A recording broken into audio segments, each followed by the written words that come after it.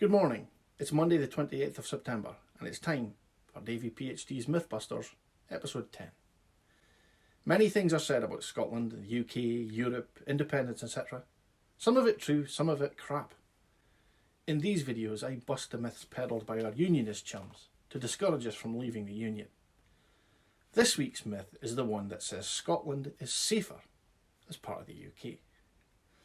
Now I recognise that everybody wants to live in a country that is safe and secure, and there's no doubt that despite our size, the UK is a great military power. And unless you're a massive country like the USA or China, you wouldn't want to make an enemy of the UK. But assuming that Scotland, as a small independent nation, would be more at risk overlooks the fact that bigger nations are also bigger targets. The view that Indy Scotland was at increased risk was expressed in 2014 by John Scarlett, the former head of MI6, when he said that the SNP's proposed measures on security were a risk. This was successfully used by the Better Together campaign as an argument against independence. But what John Scarlett didn't factor in was that Scotland wouldn't be a major player like the UK currently is. In terms of nuclear, conventional warfare, terrorism and or hostile state actors, commonly known as spies, Scotland would not be such a desirable target. This argument is actually very similar to last week's Mythbuster, where we examined if independence would harm Scotland's global standing by us no longer being attached to a major player on the world stage. Being such a major player can win you allies and friends, but it can also make you enemies. The argument that Scotland would be less safe as an independent nation also overlooks the fact that the new nation wouldn't be a major global player like the UK is.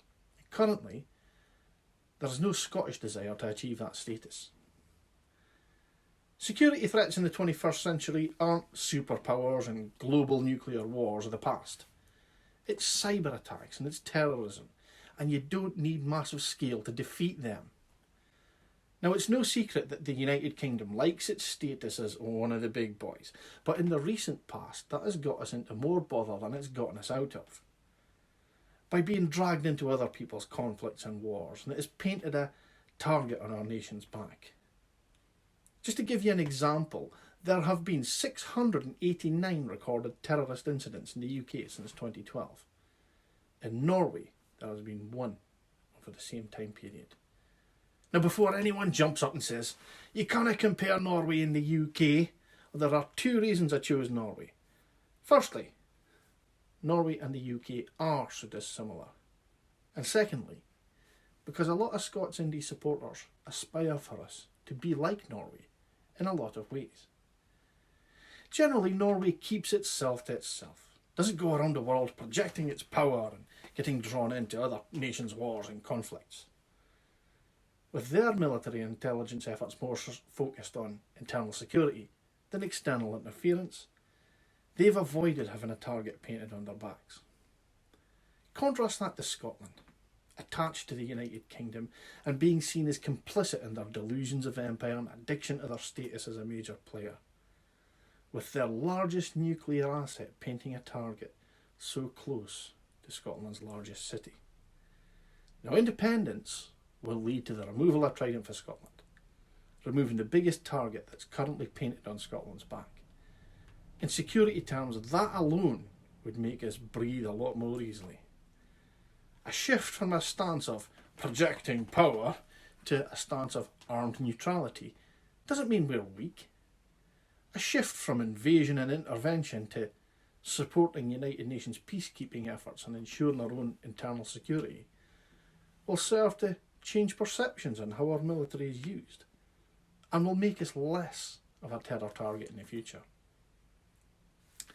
638 people have died in the UK since 2012 as a direct result of terrorist action. One has died in Norway in the same time, and that was more of a white supremacy attack than external terrorism. So it's absolutely crystal clear that keeping yourself to yourself keeps your citizens a lot safer. Puffing out your chest and projecting your power and sticking your nose into everybody else's business. It's clear that the safest future for Scotland, in security terms, just as it is in social terms and financial terms, is as a small independent nation. Now, like most of us, I thank all of our military personnel, past and present, for their service. I honour them and feel sympathy for them in equal measure. They follow orders, as they should, but on a human level they must know the larger consequence of what they've been ordered to do.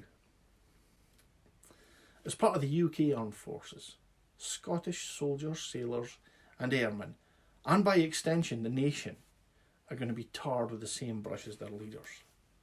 As aggressive occupiers, supporters of oppressive regimes, as instruments of a world power interfering where it is often unwelcome. When aircraft take off from Scottish air bases to bomb foreign countries, we add to those feelings and we direct them back to Scotland. And that in turn paints a terrorist target on our backs. As a small independent country, we could shift our military focus from the current UK obsession with projection of power to internal security, to United Nations efforts like peacekeeping, disaster relief and other humanitarian efforts.